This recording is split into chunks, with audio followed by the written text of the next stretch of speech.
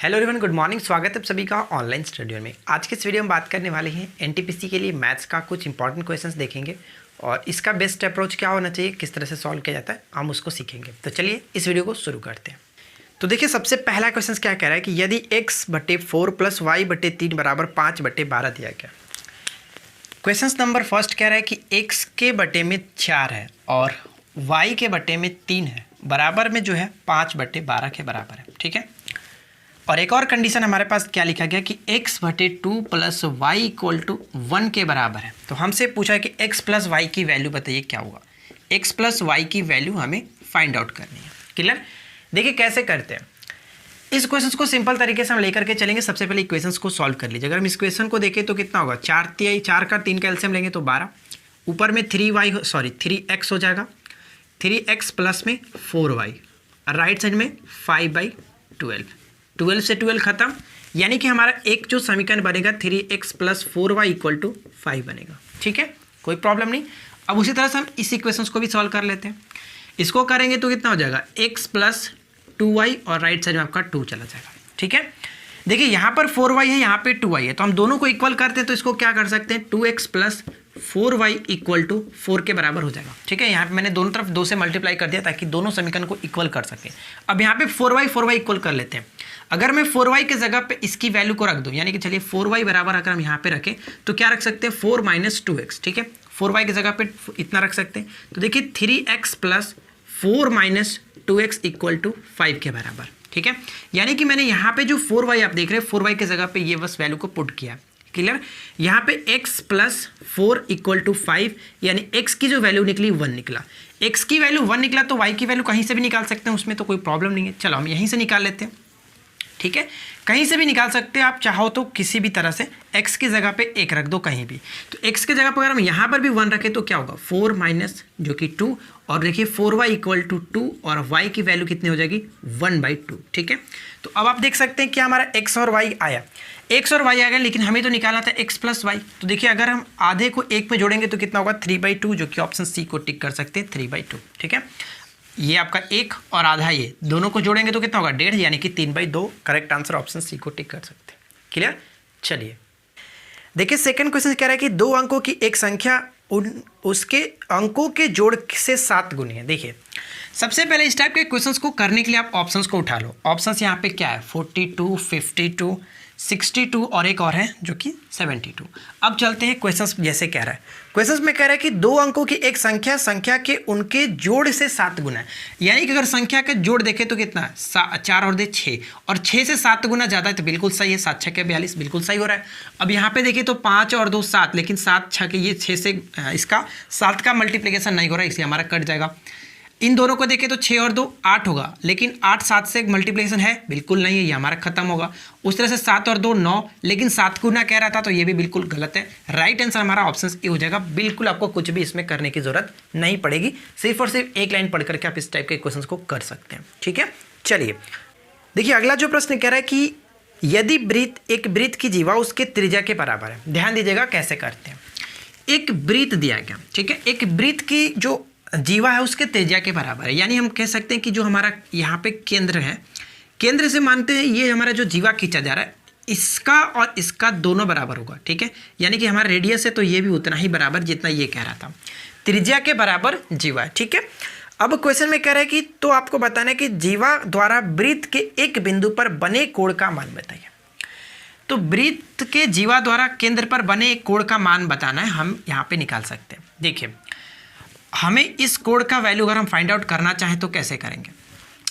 अब आपको ये पता है कि तीनों, अब यहाँ पे जब तीनों साइड इक्वल है तो कह सकते हैं कि ये 60 डिग्री का कोण बनेगा, क्योंकि समबाहु त्रिभुज। ठीक है, समबाहु त्रिभुज ये जब 60 डिग्री है तो आपको ये चीज़ तो पता होगा कि यहाँ पे जो कोण बनता है, केंद्र पर जो कोण बनता है, इसके सामने ये जो आधा होता है, इसका आधा, ये 60 डिग्री। तो हम ये कह सकते हैं अगर इसको हम P माने तो ये कितना होगा, जब कोण हम बनाएंगे इसको, चलो ए भी मान लेते हैं, तो अगर हम यहाँ पे जो P कोण निकलेगा, क्वेश्चंस में यही पूछा रहा है कि एक बिंदु पर बनने वाले कोण का मान क्या होगा। तो एक बिंदु यहाँ पे और PAB की अगर वैल्यू देखें, APB की वैल्यू देखें तो ये इसका आधा होगा, यानी कि O/2 कर सकते हैं।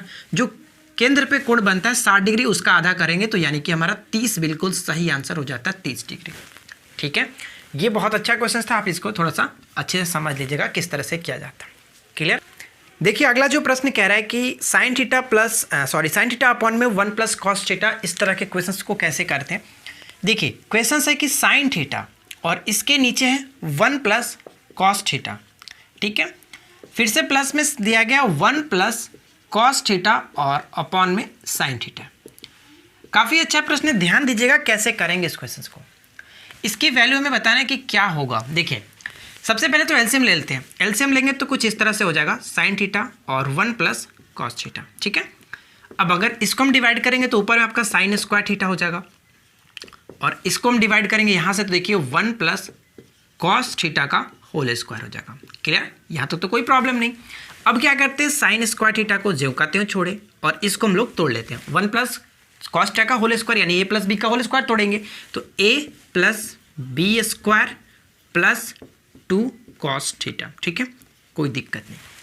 अब यहाँ पे हम क्या करते हैं, नीचे का ज्यों का त्यों मैं छोड़ देता हूँ, साइन थीटा और 1 प्लस कॉस थीटा। अब देखिए sine square theta plus cos square theta बराबर क्या होता है, आप कहोगे डायरेक्ट इसका फॉर्मूला 1 होता है, ठीक है। तो एक यहाँ पे हो गया इन दोनों को मिला करके और एक ऑलरेडी है, तो दोनों का मिला करके इतना हो गया 2, ठीक है। 2 प्लस 2 कॉस थीटा यहाँ पे ऑलरेडी है। नीचे कितना है, नीचे हमारा साइन थीटा और 1 प्लस कॉस थीटा, ठीक है। ऊपर से अगर मैं 2 कॉमन ले लूँ तो क्या होगा, 2 कॉमन लेंगे तो 1 प्लस कॉस थीटा। नीचे ऑलरेडी हमारे पास है साइन थीटा और 1 प्लस कॉस थीटा। क्लियर। अब देखिए कॉस से कॉस थीटा खत्म हो गया तो बचा क्या, 2 साइन थीटा। क्या इतना ही आंसर आ रहा है, बिल्कुल सही आ रहा है। ऑप्शन नंबर आप सी को देखिए, 2 साइन थीटा राइट आंसर आ जाता है। क्लियर। चलिए अगला प्रश्न क्या कह रहा है कि यदि tan 35 degree into tan 55 degree बराबर साइन ए हो। देखिए ये काफ़ी अच्छा प्रश्न है, कैसे करना है, tan 35 डिग्री और इंटू में tan जो कि 55 डिग्री। क्लियर। इसके बराबर क्या लिखा गया, साइन ए के बराबर है, ठीक है। तो हमसे पूछा रहा है कि ए का मान हमें बताना है कितना डिग्री के बराबर होगा। तो मैंने आपको क्या बताया, अगर ये दोनों को मिलाकर के 90 के बराबर होता है तो हम कह सकते हैं डायरेक्ट 1 होगा। क्लियर। लेकिन कैसे डायरेक्ट होगा, अगर उसको भी हम देखें तो देखिए इस तरह से भी कर सकते हैं, कोई दिक्कत नहीं होगा।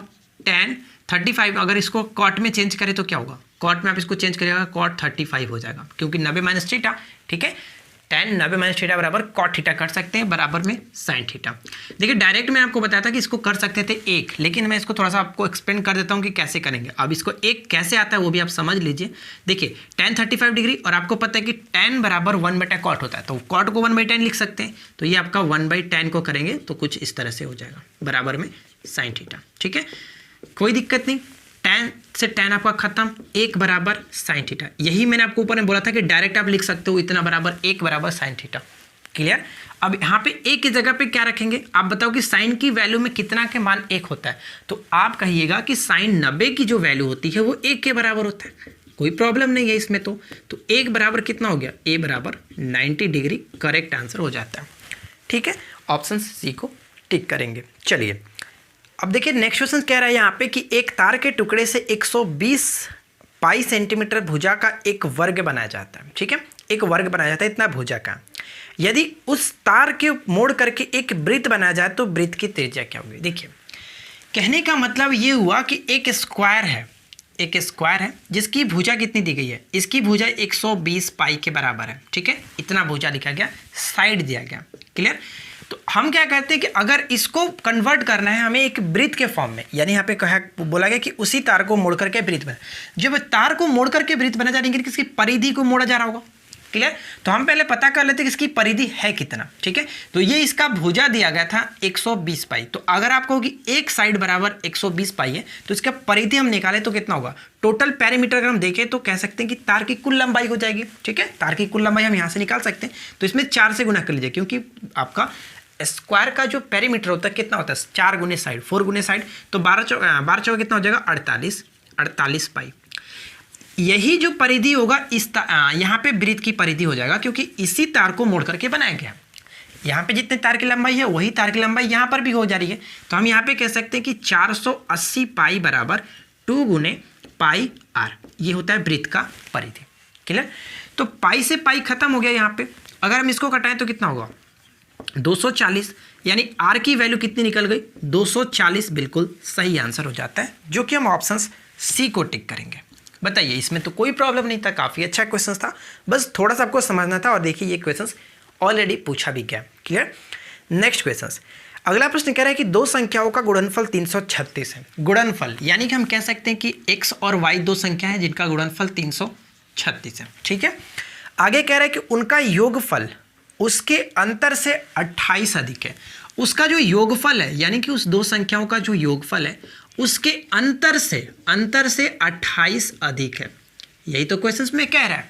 ठीक है। अब क्या करते हैं, बस सिंपल सी बात है कि यहाँ पे इसको हम थोड़ा सा सजा कर लिखते हैं। इधर लाएंगे तो ये x और ये आपका प्लस में y हो जाएगा, राइट साइड में 28 जेब का त्यों। ये आपका दोनों खत्म, प्लस माइनस, यानी कि 2y बराबर कितना आया, 2y बराबर 28, y बराबर 14। ठीक है, y बराबर 14 आया। तो x की वैल्यू यहाँ से हम फाइंड आउट कर सकते हैं। x की वैल्यू यहाँ से आप निकाल लीजिए। अगर हम x की वैल्यू निकालेंगे तो कितना हो जाएगा 336/14। ठीक है। 14 दूनी की 28, 2 बार में कटेगा, 14 दूनी की 28, यहाँ पे बचा 5 और कितना बचा 28, 5। ठीक है। तो 14 चौका 56, यानी कि 24। अब आप मैच करके देखिए क्या x और y की वैल्यू हमारे पास आ चुकी है। x की वैल्यू 24, y की वैल्यू 14, यानी ऑप्शन बी को टिक करेंगे। बहुत सिंपल सा क्वेश्चन था, इसमें कुछ भी नहीं है। चलिए अगला प्रश्न कह रहा है कि अंकगणितीय श्रेणी का 125वां पद बताइए। 125वां पद, यानी हम ये कह सकते हैं कि ये हमसे एपी के बारे में पूछा जा रहा है, यानी कि अर्थमेटिक प्रोग्रेशन का ये चैप्टर है। और बहुत अच्छा क्वेश्चन यहाँ से देखिए, ये लगातार आपके उसी एग्जाम्स में पूछे गए थे नेक्स्ट दिन ही। ठीक है, देख सकते हैं आप, एनटीपीसी का प्रीवियस ये ईयर का क्वेश्चन है। देखिए 125वां पद निकालना है। मैंने आपको एपी पढ़ा रखा, अगर आपने एपी वाले चैप्टर को नहीं देखा तो आप वहाँ से देख करके सीख सकते हैं कि इसका एपी का कॉन्सेप्ट क्या होता है। ठीक है। तो फिलहाल अगर हम बात करें कि कैसे निकालते हैं, तो 5, 10, 15 और यहाँ पे 20 डॉट डॉट डॉट कुछ कर इस तरह से दिया गया, और हमसे पूछा गया कि इस सीरीज का 125वां जो पद होगा वो क्या होगा। जैसे कि पहला, दूसरा, तीसरा, चौथा ये पद हुआ, उसी तरह से हम आगे बढ़ते तो हमें आपको बताना है कि 125वां पद क्या आएगा। तो कैसे निकालते हैं, सिंपल सी बात है कि 125वां पद निकालना होगा, यानी कि t 125 बराबर लिखते हैं कि a प्लस 124t। ठीक है, एक कम करके लिखा जाता है। क्यों? क्योंकि आपको पता है कि tn इक्वल टू क्या होता है, a plus n minus 1 into D, n minus 1, यानी कि a कम होता है, 124d कर दिया। क्लियर।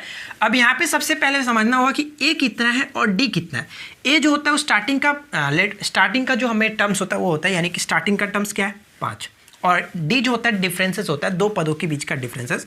दूसरे में से पहले घटाएंगे तो दोनों का डिफरेंस कितना रहा है 5। क्लियर। तो ये हमारा 5 होगा। चलो यहाँ पे हम रखते हैं, पहला पद भी 5 ही दिया गया, 124 गुने डिफरेंसेस जो कि 5 ही है। क्लियर। अब इसको कर लेते हैं, 5 यहाँ पे हो गया, इन दोनों को कैलकुलेशन करेंगे तो देखिए 5 चौका 20। ठीक है, 5 चौका 20, 12 25 60 और 2 62, 620 और हम 5 जोड़ देंगे तो 625। तो कहने का मतलब हमारा ये हुआ कि अगर इस सीरीज को हम आगे की तरफ बढ़ाते 5, 10, 15, 20, 25, 30 इस तरह से, तो 125वें नंबर पे जो संख्या आता वो 625 था। यही क्वेश्चन में पूछा जा रहा था। तो करेक्ट आंसर ऑप्शन सी को टिक कर सकते हैं। मुझे उम्मीद है कि आपने इस चीज़ को समझ लिया होगा किस तरह से यहाँ पे किया जाता है। क्लियर। चलिए आगे बढ़ते हैं। देखिए अगला जो प्रश्न कह रहा है कि ए और बी मिलकर के एक कार्य को 12 दिन में पूरा कर सकते हैं। दोनों मिलकर के अगर उस कार्य को करें तो 12 दिन में कर सकते हैं, यानी कि ए प्लस बी उस कार्य को 12 दिन में कर सकते हैं। आगे कह रहा है कि ए अकेले उस कार्य को जो कि 20 दिन में कर सकता है। ठीक है, हम यहाँ पे बी निकाल लेते हैं कि बी उस कार्य को कितने दिन में करेगा। दोनों का एलसीएम कितना हो जाएगा, 12 और 20 का एलसीएम आपको होगी जो कि 60। ठीक है, 12 और 20 का एलसीएम 60। तो इसकी एफिशिएंसी कितनी हो जाएगी, 12 25 60, दोनों की एफिशिएंसी मिलाकर के 60, और इसकी एफिशिएंसी करने की क्षमता 3। ठीक है, तो अगर हम यहाँ पे बी देखें तो बी क्या है, बी अगर देखें तो 5 में से 3 जाएगा तो 2, यानी कि 60/2 करेंगे तो 30। बी अकेले उस कार्य को 30 दिन में कर सकता है। ठीक है, 30 दिन में कर सकता है। लेकिन क्वेश्चन में पूछा क्या जा रहा है, अब यदि बी प्रतिदिन केवल आधे दिन ही काम करता है, यानी कि अगर वो पूरे दिन काम करता है तो 30 दिन में खत्म कर सकता था, लेकिन वो दिन का अगर आधे दिन ही काम करे तो कह सकते हैं कि डबल काम लगेगा, यानी कि उस कार्य को टोटल वो 60 दिनों में कंप्लीट करेगा। बात आप समझ रहे हैं कि नहीं समझ रहे हैं, ये आप बताइए मुझे। कहने का मतलब ये हुआ कि अगर मैं पूरे दिन काम करता हूं तो उस कार्य को 30 दिन में कर सकता हूं, लेकिन मैं आधे दिन ही काम करता हूं, आधे दिन के बाद मैं छोड़ देता हूं, काम नहीं करूंगा, सिर्फ और सिर्फ आधे दिन करूंगा, तो डेफिनेटली ये फिक्स है कि अब जो कार्य होगा वो दुगना लगेगा। ठीक है, यही यहाँ पे बात हो गया कि 30 दिन में कर सकता था, लेकिन वो आधे काम करता है दिन भर में, तो इसलिए वो टोटल कार्य को 60 दिन में कंप्लीट करेगा। अब क्वेश्चन में पूछा है तो ए और बी मिलकर के उस कार्य को कितने दिन में करेंगे। एक जो है अकेले 20 दिन में कर सकता था। चलिए यहाँ पे निकाल लेते हैं कि ए 20 दिन में कर सकता था, बी जो है अब 60 दिन में करेगा टोटल। तो दोनों का एलसीएम कितना हो जाएगा 60, ये आपका हो गया 3, ये हो गया 1, ठीक है 1 हो गया। अगर दोनों को मिला करके करेंगे तो ए प्लस बी दोनों मिला करके 60, और टोटल एफिशिएंसी कितनी होगी 3, 3 1 4, 4 से डिवाइड कर दीजिए, 15 दिन में टोटल कंप्लीट को कर देंगे। ऑप्शन बी करेक्ट आंसर है, ठीक है। नेक्स्ट वन, अगला प्रश्न कह रहा है कि ए और बी 20 किलोमीटर की दूरी, ए जो है वो 4 किलोमीटर प्रति घंटे की चाल से, बी जो कि 6 किलोमीटर प्रति घंटे की चाल से चल सकता है। यदि वे प्रातः 7 बजे एक दूसरे की ओर चलना स्टार्ट करते हैं। अब यहीं पे सबसे मेन पॉइंट है, देखिए ए और बी 2 पॉइंट्स थे, ठीक है, 2 जो लोग थे, चलो 2 लोग मान लेते हैं, और इनके बीच की जो दूरी थी कितनी थी 120, ठीक है।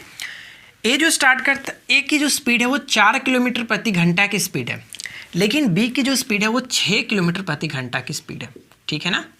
आगे क्या कह रहा है, अब वो 7 बजे स्टार्ट करते हैं दोनों तरफ से चलना, ये इधर जाना स्टार्ट करता है और ये इधर जाना स्टार्ट करता है, दोनों एक दूसरे के तरफ चलना स्टार्ट करते हैं। तो अब ये बताना है कि वे कब मिलेंगे। तो देखिए हम क्या कर सकते हैं कि सापेक्ष चाल यहाँ पे निकाल लेते हैं कि ए और बी जब दोनों एक दूसरे की तरफ जाते हैं, तो आपको पता है कि जब 2 एक दूसरे की तरफ जाया जाता है तो उस कंडीशन में जो चाल होता है उसको हम ऐड कर देते हैं, ठीक है। तो दोनों को चाल ऐड करेंगे तो हमारा जो टाइम होगा कितना होगा, टाइम बराबर दूरी बटे समय, दूरी कितना हो गया 120 किलोमीटर, और दोनों का चाल जो कि 6 और 4 10, ठीक है, कोई प्रॉब्लम नहीं। सॉरी यहाँ पे 20 था ना, यहाँ पे इन दोनों के बीच की दूरी 20 था, तो 20 हो गया, यानी कि 2 घंटे में लगेंगे, 2 घंटे एक दूसरे से वो मिल जाएंगे, हम ये कह सकते हैं। तो 7 बजे जब स्टार्ट किया था, 7 बजे चलना स्टार्ट किया था, 2 घंटे बाद मिलेंगे, तो कह सकते हैं कि 9 बजे वो दोनों मिलेंगे, है कि नहीं। तो 9 बजे मिलेंगे, यानी ऑप्शन सी को टिक कर सकते हैं बिना किसी दिक्कत के। क्लियर। वीडियो अगर अच्छी लग रही है तो वीडियो को लाइक कीजिए, अपने दोस्तों के साथ शेयर कीजिए, क्योंकि इस तरह के क्वेश्चंस हम यहाँ पे कराते हैं रेगुलर बेसिस पे। आप हमें सपोर्ट करते रहे और आप कुछ नया सीखते रहिए।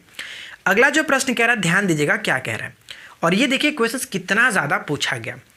एक ट्रेन पी तथा क्यू स्टेशनों की दूरी जो है 48 मिनट में पूरी करती है, ठीक है, यानी कि एक ट्रेन जो है वो पी से लेकर के क्यू तक के स्टेशनों के बीच की दूरी को 48 मिनट में पूरी करती है। यदि उसकी चाल 5 किलोमीटर प्रति घंटा बढ़ा दी जाए तो वह उसी दूरी को 45 मिनट में पूरा करेगी। तो उस ट्रेन की आरंभिक चाल हमें बताना है किलोमीटर प्रति घंटा में क्या होगा। देखिए बहुत ही सिंपल सा क्वेश्चन यहाँ पे पूछा जा रहा है। चलो हम यहीं पे इसको सॉल्व करते हैं। हम ये मानते हैं कि जो डिस्टेंस होगा, डिस्टेंस तो हमें पता नहीं है, चलो डिस्टेंस हम मानते हैं 48 मिनट में वो कवर कर रहा है कितने, जो कि डिस्टेंस मानते हैं कि डी कोई दूरी होगा, जो पी और क्यू के बीच की दूरी डी है, और स्पीड उसका मान लेते हैं कि स्पीड उसका v था, ठीक है। इस v स्पीड से 48 मिनट में वो कवर करता है। ये कुछ हम इस तरह से लिख सकते हैं कि d बराबर 48v, ये हमारा एक मान के चलेगी समीकरण हो जाएगा। उसी तरह से अगर हम सेकंड कंडीशन को देखें तो क्या कह रहा है, यदि उसकी चाल 5 किलोमीटर प्रति घंटा बढ़ा दिया जाए, यानी कि अब उसका जो चाल है, डिस्टेंस तो वही है लेकिन चाल को बढ़ा करके 5 बढ़ा दिया जाता है, तो पहले जो चाल v था अब वो 5 + v हो गया, ठीक है। कह रहा है तो अब कह रहा है तो वह उसी दूरी को 45 मिनट में कवर करेगा। बताइए पहले 48 मिनट में, अब 45 मिनट में कवर करेगा, यानी कि d बराबर फिर से क्या निकालेंगे तो 45v + 5, ठीक है। बताइए कोई दिक्कत नहीं, दोनों तरफ d को हम इक्वल कर लेते हैं, दोनों तरफ d को इक्वल करेंगे तो क्या हो जाएगा, चलिए यहीं पे करते हैं। दोनों को अगर हम d को दोनों तरफ इक्वल करें तो हमारा कुछ कंडीशन इस तरह से बन जाएगा कि 48v बराबर 45v + 45 × 5, क्लियर।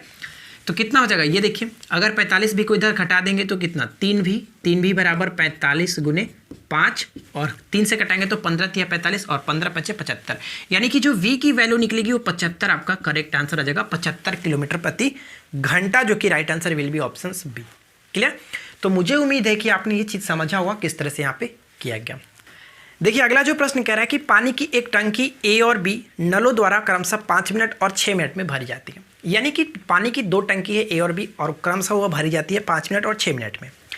आगे कह रहा है कि जबकि नल सी उसे 8 मिनट में खाली कर सकता है, क्लियर। चलिए यहाँ तक तो पहले क्लियर कर लेते हैं क्या कह रहा है। ए एक टंकी है जो कि 5 मिनट में भर सकता है, बी एक टंकी है 6 मिनट में भर सकता है, लेकिन एक और टंकी जो है वो सी है और वो क्या करता है कि वो खाली करता है, यानी कि ये दोनों प्लस रख लेते हैं और ये जो कि खाली करता है। तो तीनों का एलसीएम देखें तो कितना होगा, यानी कि टोटल हम भराई कार्य निकाल लेते हैं कितना समय लगता है भरने में। तो देखिए 5 और 6 और 8 का एलसीएम देखें तो कितना हो जाएगा, आप कहोगे कि टोटल 120 हम ले सकते हैं, 120 एलसीएम हो जाएगा। 24 × 5 = 120, 20 × 6 = 120 और यहाँ पे 15 × 8 = 120। ठीक है, कोई दिक्कत नहीं, एलसीएम हम लोगों ने लेकर के इफिशियंसी निकाल ली। अगर हम यहाँ पे इफिशियंसी निकालें तो क्या हुआ, अगर हम तीनों को देखें तो क्या हुआ, आप कहोगे कि 1 मिनट में टोटल भरने में कितना समय, कितना भाग भरेंगे 1 मिनट में। तो देखिए 1 मिनट में भरने में कितना समय लगेगा, तीनों को एक साथ खोला जा रहा है, यानी कि 1 मिनट में टोटल कितना भरेंगे ये लोग। तो ये कुछ इस तरह से काम करेंगे, a + b माइनस में c। ठीक है, क्योंकि c जो है वो खाली करने वाला है। तो देखिए 24 और 24 को जोड़ दें, 24 और 20 को जोड़ेंगे तो कितना होगा 44, और 44 में से अगर हम 15 को घटा दें तो क्या होगा, 44 में से अगर 15 को घटाएं तो देखिए 44 में से अगर हम 15 को घटा देंगे तो कितना हो जाएगा 29। ठीक है, 29, यानी कि 29 इतना भाग ये भरेंगे, कितना, 1 मिनट में तीनों मिलकर के इतने भाग को भरेंगे। लेकिन क्वेश्चंस में क्या कह रहा है, यदि सभी नल एक साथ खोल दिए जाए तो टंकी का 3/4 भाग को भरने में कितना समय लगेगा। कहने का मतलब ये हुआ कि 1 मिनट में इतना भाग भरा जा रहा है, तो हमें बताना है कि कितने मिनट में जो कि टंकी का 120/29 जो है इस टंकी का 3/4 भाग भरा जाएगा। तो बस सिंपल सी बात है, इसको कैलकुलेशन कर लेते हैं। तो देखिए इसको घटा देंगे तो कितना होगा, 4×3 = 12 होता है, यानी कि कह सकते हैं कि 90/29 बिल्कुल सही आंसर हो जाएगा। ठीक है, 90/29। आई होप कि बिल्कुल सही आंसर हो, आपने गेस किया होगा। 1 मिनट में इतना भाग भरा जाता है, तो 3/4 भाग भरने में 90/29 मिनट का समय लगेगा। क्लियर। तो इस क्वेश्चन का राइट आंसर जो होगा ऑप्शन नंबर, हम किसे टिक करेंगे, तो करेक्ट आंसर हम ऑप्शन नंबर डी को टिक कर सकते हैं, जो कि 90/29 बिल्कुल सही आंसर हो जाता है। ठीक है, तो मुझे उम्मीद है कि आप लोगों को आज की वीडियो जरूर अच्छी लगी होगी। वीडियो अगर अच्छी लगी हो तो वीडियो को लाइक कीजिए, अपने दोस्तों के साथ शेयर कीजिए, और इस तरह के बाकी के पार्ट्स को आपने नहीं देखा तो जरूर देखिए, लिंक आपको नीचे डिस्क्रिप्शन में मिलेगा, या फिर आप हमारे प्लेलिस्ट को चेक कर सकते हैं। हम मिलते हैं नेक्स्ट वीडियो में किसी नए टॉपिक के साथ। Thanks for watching, keep learning, have a good day.